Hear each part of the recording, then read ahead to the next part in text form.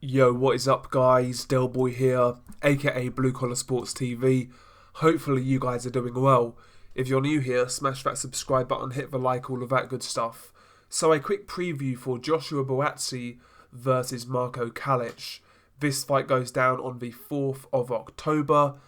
And yeah, this fight is Joshua Buatsi's first fight since the 31st of August 2019. So Buatsi has been out of a ring more than a year going into this bout.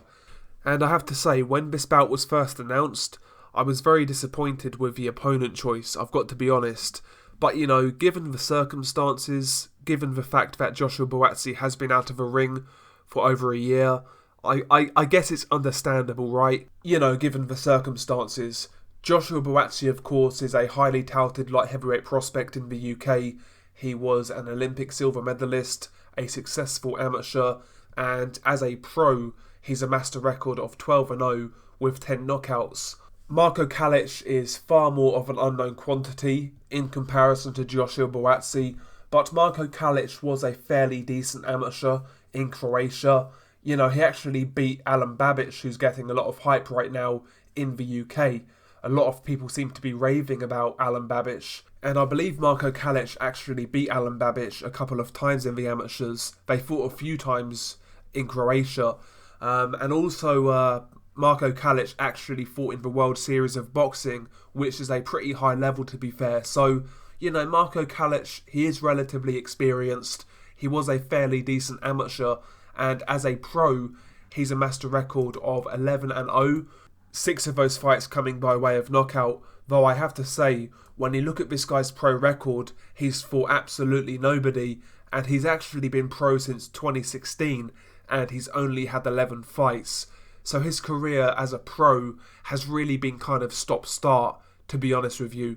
And I've had a little look of Marko Calic, and yeah, he's a lanky light heavyweight. He's about 6'3", and as you would expect, he kind of uses that 1-2. He tries to maintain range behind the jab, and yeah, he's a guy who likes to keep it on the outside, and he's a fairly technical fighter. I would say he's actually got a fairly amateur style, to be honest. And yeah, just looking at him, I'm not really sure he's got what it takes to really trouble Joshua Buatsi. Potentially Marko Calic could mess around Joshua Buatsi, you know, try to keep range, make it hard for Buatsi and survive a few rounds. But from what I've seen, I'll be honest, I don't really expect Marko Calic to pose too many issues for Joshua Buatsi.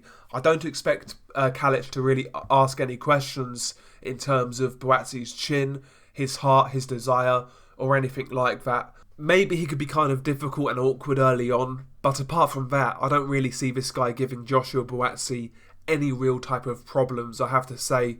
And yeah, I would say Joshua Buatsi stops this guy in the mid-rounds, to be honest, from what I've seen.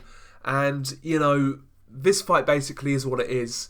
You know, Buatsi's been out of the ring for over a year, so I accept this, though I was disappointed when the fight was first announced. But after this fight, I've got to be honest, I really want to see a step up from Joshua Buatsi. I really do. Now, is that going to happen? I'm not entirely sure. Now, listen, when you've got a boxing channel on YouTube, as small as mine is, you do hear a few things here and there, which is pretty nice, right? And I never usually reveal these on the channel because it is what it is, right? But I've heard in regards to Joshua Buatsi and Callum Johnson that Joshua Buatsi or his team want no part of Callum Johnson right now, and that they want to basically move slowly in the pro ranks. That's what I've heard from one particular person. That could be complete bullshit, right? You've got to take that with a grain of salt, but when you consider how Joshua Buatsi's career has been moved to date, maybe it's got some validity, who knows? Hopefully that guy is wrong, hopefully he's full of shit, but yeah, after this fight, I want to see a step up from Joshua Buatsi. Even if it's not Callum Johnson, even like a fringe world level guy like Sullivan Barrera or Vyacheslav Shabransky, somebody along those lines will be fine. Isaac Chilemba, another guy who would be a good opponent. You know, these sort of guys for Buatsi would be ideal right now. But we'll see what happens with that, you know? We'll see what happens. As for the rest of the undercard, I mean, there's not really too much to really look out for. You've got Chantel Cameron fighting Adriana Dos Santos Arujo for the vacant WBC female title at lightweight, or super lightweight, sorry. Not really interested in female boxing, so we'll skip over that. You've got Linus Adofia versus John Harding Jr. for the English middleweight title. That could be a decent little scrap at English level. Linus Adofia is from my local area, so I'll definitely be watching that fight. Hopefully Adofia wins, but we'll see what happens there.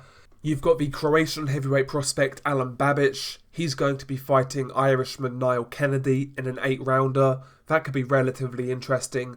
A lot of people now are kind of getting on board with Alan Babic. He's certainly a character. He's got an aggressive style, but he is a small heavyweight. So I don't really expect Alan Babic to go that far, to be honest. But this could be a decent little fight. I expect Babic to win, but yeah, it could be decent, I guess, at a lower level. You've got Akib Fiaz versus Kane Baker and John Hedges versus Julio Cesar. John Hedges making his pro debut. So yeah, I mean, the card itself, I have to say, is pretty weak, to be honest. There's not really anything on that card that you would really describe as anything close to a 50-50. The favourites on this card are pretty resounding favourites. So yeah, this card isn't the best from Matchroom, but yeah, it's boxing on a Sunday night. I'll more than likely watch it. It is what it is. It is what it is, and it isn't what it isn't. Yeah, share your thoughts below. What do you make of this card? What do you make of the main event? Can Marko Calic upset the apple cart and surprise people? Or like me, do you believe that Joshua Buatsi is going to have far too much for the unproven Marko Calic? Share your thoughts below. Beanie Guy Del Boy. Peace.